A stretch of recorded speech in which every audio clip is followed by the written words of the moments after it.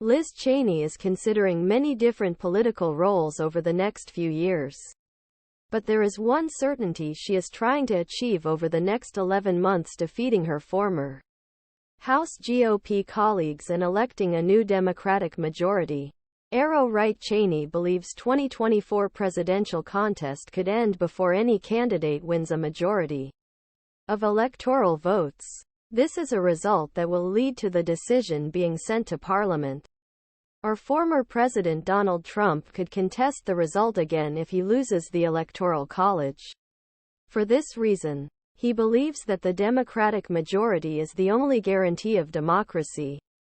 I think that's why it's so important for Republicans not to be in the majority in 2025.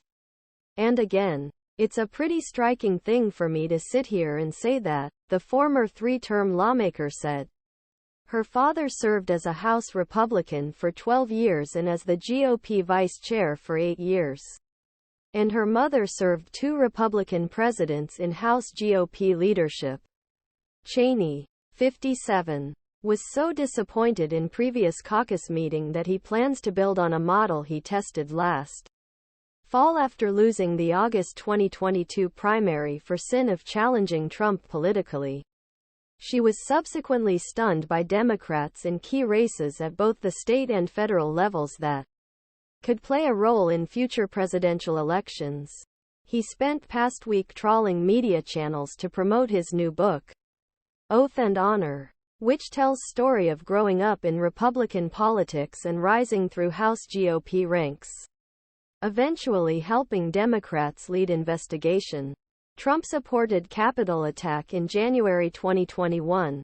He raised eyebrows recently when he joked about a potential independent presidential run against incumbent Joe Biden and Trump. Each interview raises more questions about the indomitable GOP leader and his tight grip on the party's base voters. He has already suggested that if Trump wins a second term, he will not leave the White House at the end of his constitutionally mandated exit. But Cheney was almost as disdainful of her former House colleagues, who propelled her to the third leadership seat after just one term in Congress. House Republicans quickly and decisively lined up behind Trump, retiring or, like Cheney, losing the GOP primary to a Trump-supporting firebrand and being replaced by political sycophants. I don't think people on the Republican side in House of Representatives today can be trusted to stand up to Donald Trump, he said in a 45-minute interview at a private club on Friday. Georgetown. That's also true of Rep. Kevin McCarthy, who resigned this month after the MAGA wing ousted him as Speaker. The same goes for Trump ally Rep.